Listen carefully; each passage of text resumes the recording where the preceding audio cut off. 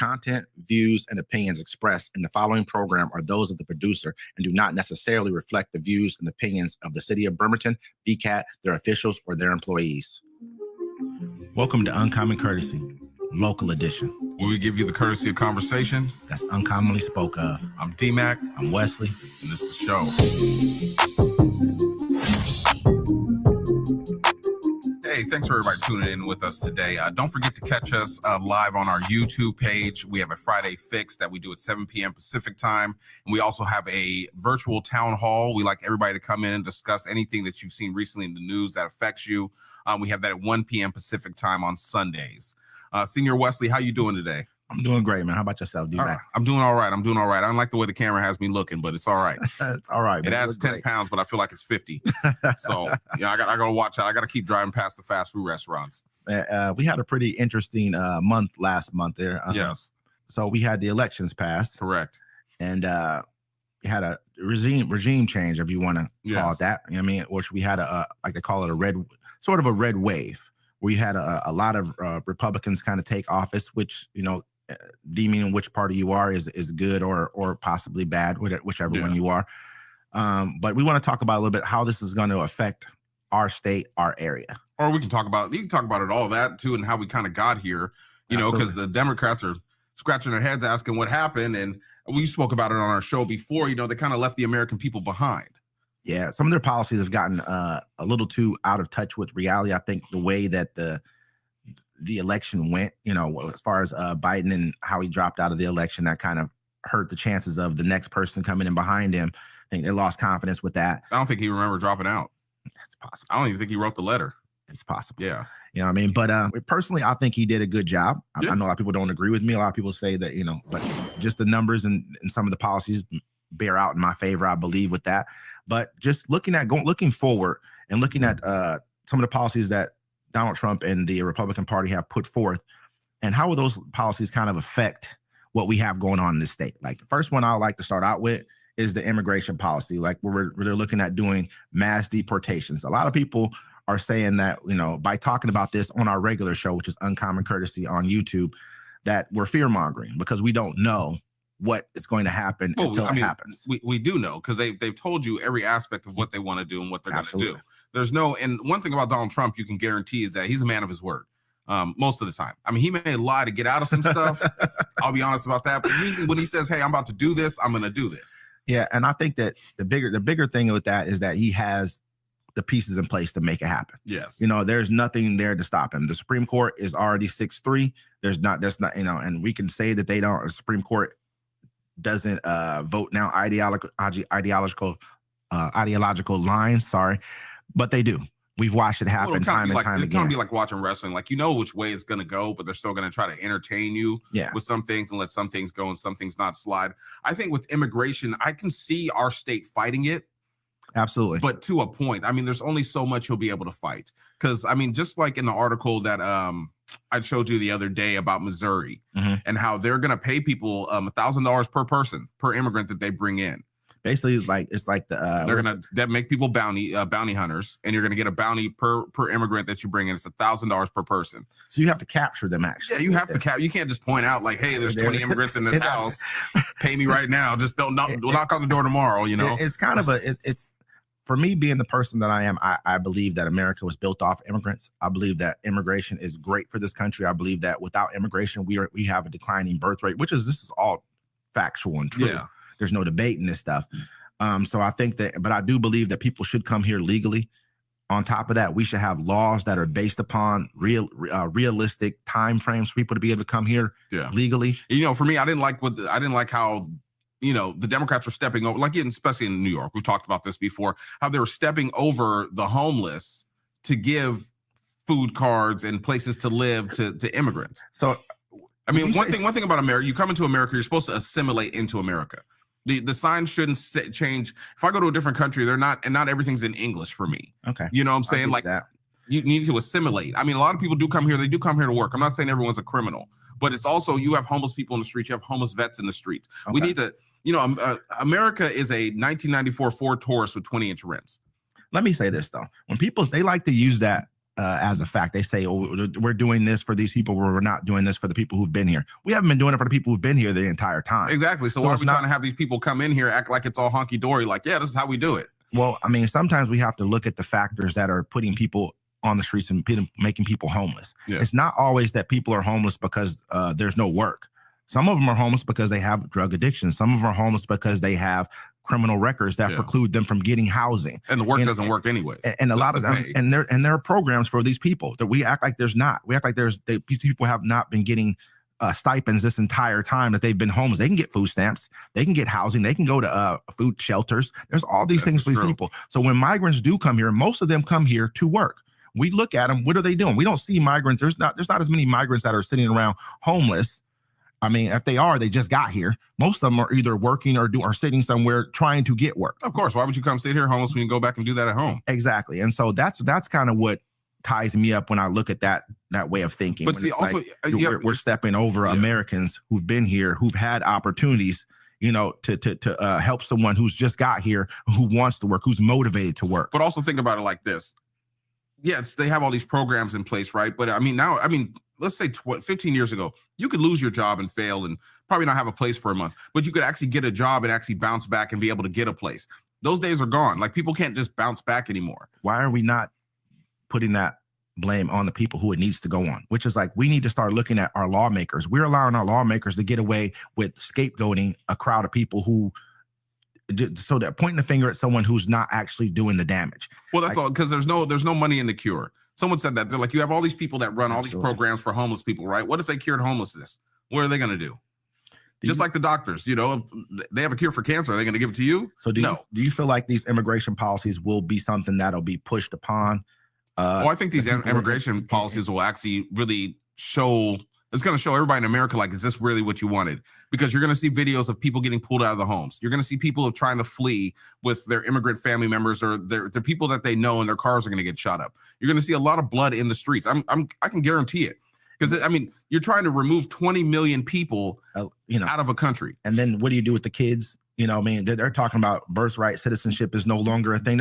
They're taking away a lot of these steps that they're taking are not really advantageous to America. Yeah. You look at states like Texas, states like California, they're going to be hit some of the hardest because a lot of their work, Texas is a growing state. A lot of people are moving to Texas. So a lot of the construction workers are undocumented immigrants. Yeah. They're good with that. But now go ahead and take out 400,000 of those people who are no longer can work in the construction field. What are they going to do for work? Because I bet you they're getting a lot of cheaper labor due to that aspect of things. You look at a lot of I don't want to, pigeonhole these people as saying that they're just, a lot of them are agricultural workers, but a lot of them are agricultural workers. And so you take that out of our society. What are you going to do about that? It's not like Americans are lining up down the street to go work and go pick cherries or go pick strawberries. We're not doing that. No, I had to do that once in a daycare when I was in daycare on base. Like, we had to go all pick strawberries, and then they're supposed to make us strawberry Pop-Tarts. And I waited the whole time, and they weren't the kind that I get the frosting on. I was highly upset. And I do not like strawberries with all the seeds in it. I know it's not a funny time, but I'm saying. No, but I get it. I get it. My back, I was like 7. My back was hurting. But yeah, so out here for. So there's a lot of jobs people don't want to do, but the thing is that he was voted in for that. And here, even in Kitsap County, we have a lot of immigrants here. And we have a lot of people that come in through family members that are in the military that are here. And so it's just like, it's going to be a door-to-door thing. And what are they doing? What are the people who I know some immigrants as well. What are they doing here? A lot of them working. Yeah. They're working, or they're looking for work. I've also seen some people come up, get credit cards, run them all the way up and go right back to where they came from. That's pretty hard because you just can't get a credit card without some kind of work. You have to have a credit card company. They vet you you understand. I went to college and they sent me a whole bunch of credit cards. When you're 18, 19, they give everybody credit cards. They want you to ruin your credit. Exactly. Yeah. That's a different situation than having no work history, nothing going for yourself. They're not about to let you run up. So let's just not do the thing where everyone says they get a bunch of money when they get here. I heard that a bunch of times too. It's not true. Yeah. No one's giving anyone $50,000 to come here and be an immigrant. No one's. Yeah. That's not happening. I told you the other day, like, next time I got to go to the hospital, if I ain't got no insurance, I'm going to lie and say I'm not from here. So they can't send me a bill. I didn't know if that was true or not. I have no idea about that. I'm going to do it. But so they charged me $4,000 for my son to be there for an hour. So because he ate 8 bean burritos. So when it comes to the immigration laws here, I think that we'll have a slightly less effect on us. Well, some states, some like Colorado said they're going to fight it, but there's only so long you can fight it. They can cut your federal fundings. They can say, I mean, supposedly on day one, it's supposed to be a state of emergency that we're basically under attack. So it's going to call in martial law. That's going to bring the soldiers and the troops onto the streets. We just saw that kind of play out in South Korea. Yes. And so, and that didn't, it only lasted for about, maybe a few hours, 6 hours. I'm not sure how many hours exactly. It didn't last the whole day. And so, I mean, but the difference between them and us is that they went into martial law based off of the fact that he said he couldn't work with the other party, and some of them were communist sympathizers. Yeah. But they were duly elected officials. 2/3 of the. I don't think at this time it'll matter, because I mean you can do whatever you want to have immunity. So I mean every aspect of this country will be affected by it. People just aren't understanding. You're thinking, a lot of people are thinking in like it's just going to be a thing where you roll into the city. Hey, if you're an immigrant, come on, bring yourself outside. No, they're going to go door to door, no matter where you live at. They're going to check everyone's house. The thing I like best that you spoke about was the blockades. Just doing certain kind of like they do that already. They already kind of do DUI kind of checkpoints at certain places as well. So, and people may not understand what we're talking about at the moment. Like I said on our previous show, that the best way to do it was to create blockades and then cut off parts of the cities and states, and then everyone has to carry a card. After they've searched this area, they have to move to the next area, because that's the only way you can do it. You can't just block a road. You're gonna have to search everyone's card. People are gonna be like, hey, I didn't sign up for this, I didn't vote for this, but I'm like, you did. I think the people won't have as much of a problem. I think these people are seriously believe that this is the right thing to do. Yeah, I really believe that they feel like, what the comment was, poisoning the blood of America. I really feel like this is what America really believes this, and they don't understand the differences. In South Korea, they have a declining birth rate. They're looked at as a country is going to be a disappearing country just because they don't make enough kids per couple. And also, like, I mean, I don't know how bad it is. Like for me, I haven't had any bad altercations with any immigrants, but I don't know how it is in Seattle.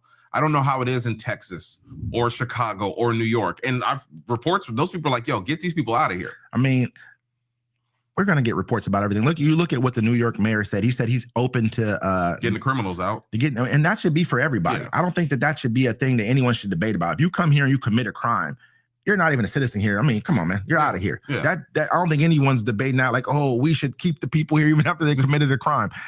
That's a non-debatable thing. Get them out of here. But at the same time, though, I think that taking 6 years for a person to be able to get into court to try to get an asylum, asylum hearing is crazy. Well, that just shows our system is backed up anyways. Because after COVID, everything got backed up. I mean, have you tried to go get your car fixed lately? I mean, I don't think this. Yeah, I work on mine. I ain't scamming me. But I'm saying, like, you try to go get some car paint or something. People are like, hey, man, it's like a 2-month wait. I'm like, because everyone's trying to catch up. Yes, is it ridiculous to wait 6 years? But I mean, for a hearing, come on, brother. We need to make this a little bit quicker. Let's get these people in here. We have plenty of room, plenty of space. We need them for our job force. We're going to figure it out when things kind of hit the fan.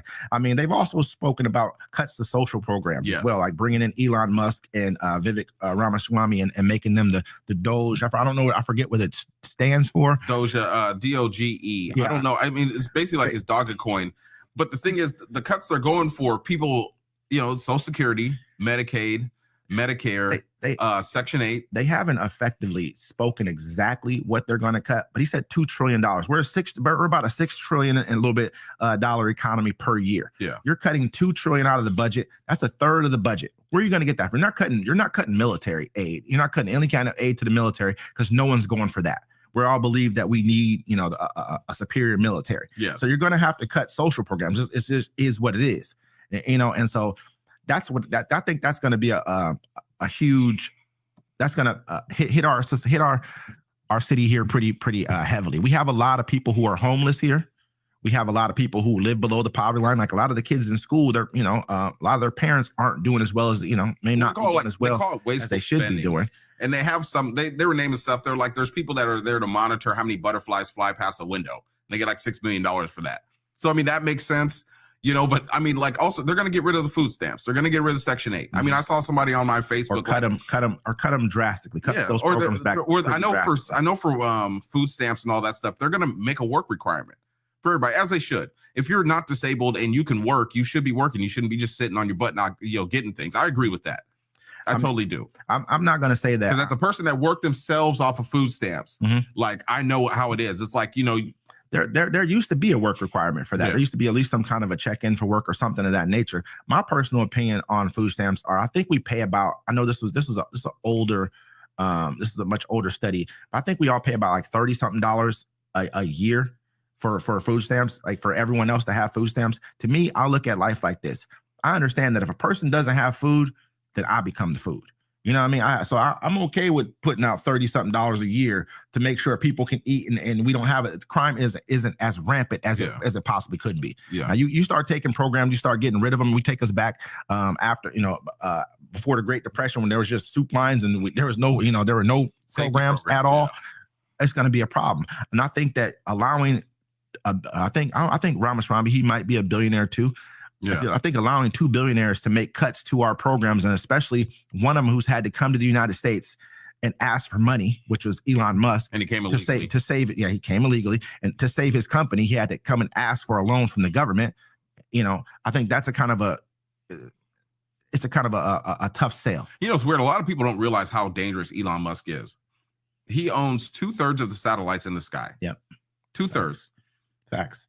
You know what I mean? And at this point in time, he owns the social media, he owns the Cybertrucks, and he owns SpaceX. Yep. That's why he wants to get rid of NASA. Yeah, and that's a big point right there. So now he gets rid of NASA. He starts taking over. I mean, he has the Starlink program. Yeah.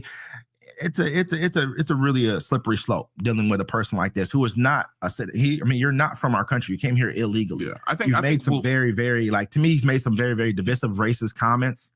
I look at his on his X feed, he's made some very, very racist comments. I don't trust him at all. He comes from apartheid South Africa. Yeah, I don't. I'm like, so you lived there for at least 18 years. I mean, if I own the website, I'd say whatever I want to too. I'm not mad at him for saying whatever he wants, but it tells me who you are. Yeah, you can say whatever you want. We live in a free country. We're in that time now where it's politically correctness is gone.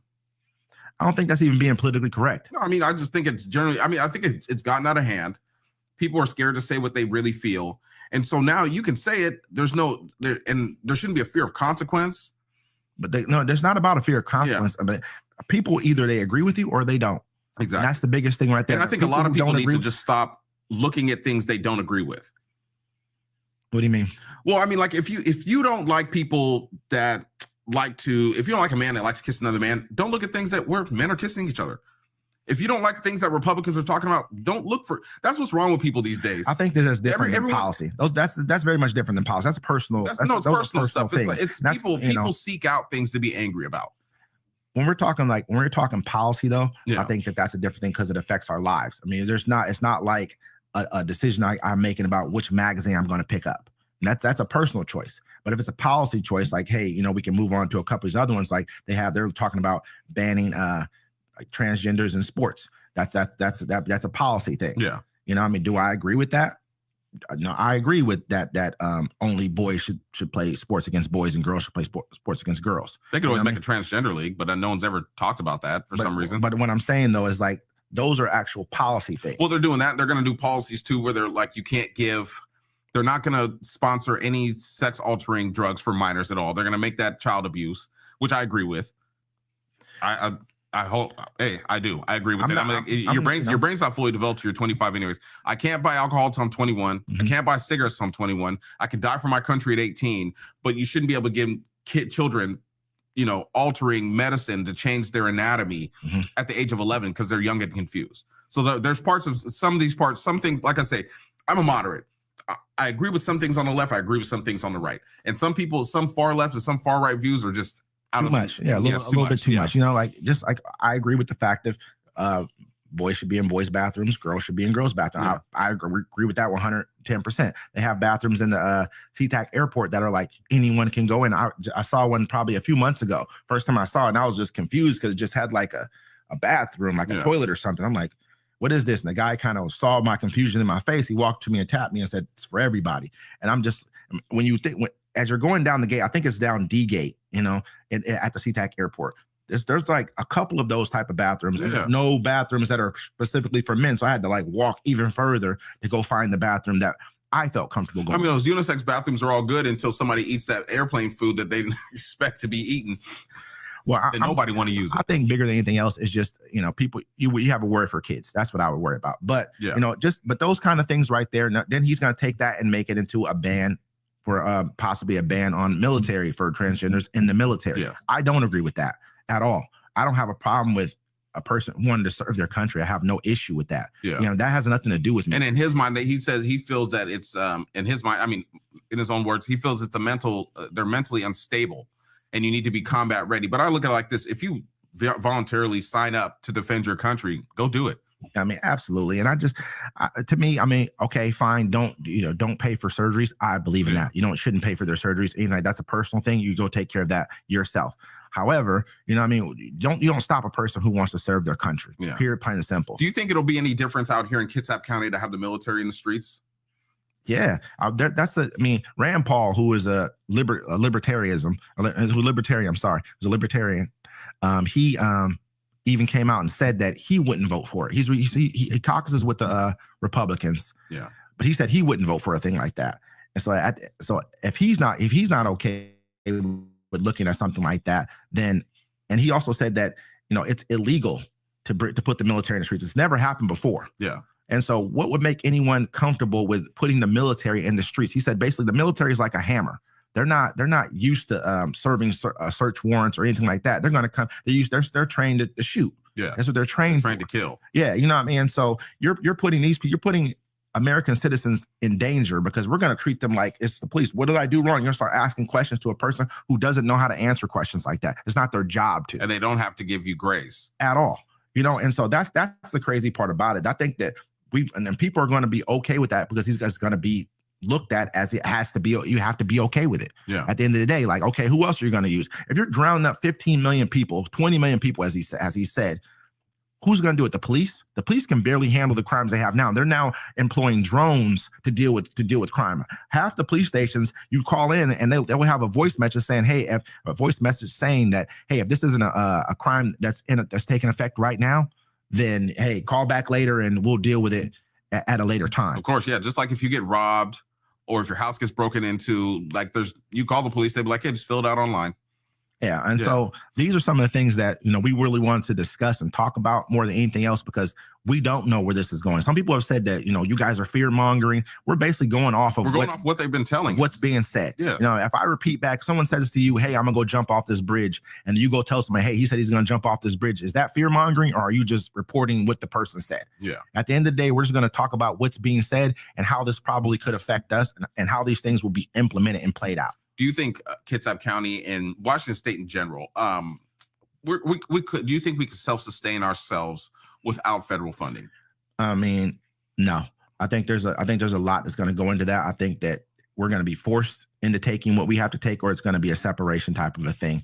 But that's just how I feel about it. I think that California is going to do the same thing. I think it's almost going to pull this country apart. Yeah, just along ideological lines. Well, it already started. You see in Colorado, the people were like, hey, he's like, I'll get 50,000 civilians and make them troops and to stop you from coming in here to do what you want to do. It's just crazy, man, that we're even at this point. But basically, we would like to. We're happy that you guys came and joined us for this episode. We're definitely going to get back and talk about this more after the January 20th inauguration, so we can kind of see where this is headed.